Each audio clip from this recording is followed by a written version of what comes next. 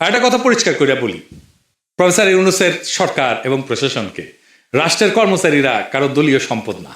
রাষ্ট্রের মালিক জনগণ। সময় বদলায়, সরকার বদলায়, কিন্তু দায় থেকে কেউ কিন্তু মুক্ত হয় না। আজ যারা সিদ্ধান্ত নিচ্ছেন যে আপনারা বিএনপির ক্ষমতা আনবেন এবং বিএনপির লেসপেন্সারি করবেন, আপনাদের মনে রাখা উচিত ইতিহাস কখনো হঠাৎ বিচার করে না, কিন্তু একদিন ঠিকই হিসাব খুঁড়ে নেয়।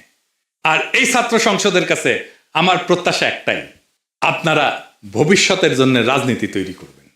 এই ক্যাম্পাসের ভাষা যদি বদলায় তাহলে দেশ বদলায় তো সময় লাগবে না। আশা করি আগামী ফেব্রুয়ারিতে আমাদের বন্ধুসুলভ সরকার আসলে আপনাদের যতগুলো সমস্যার কথা বললাম, এই সমস্যাগুলোর সমাধানের জন্য আমি ব্যক্তিগতভাবে আপনাদের সাথে থাকব। ফেব্রুয়ারিতে আমাদের ফ্রেন্ডলি সরকারি ক্ষমতা আসতেছে ইনশাল্লাহ। চান্দাবাজ, ধান্দাবাজ, লুটেরা, ইন্ডিয়ার নব্য লেসপেন্সারেরা ক্ষমতায় আসবে না। আমি যে এপিসোডের পরে ইনকিলাব বলি, ওইটা কিন্তু শুধু স্লোগান না।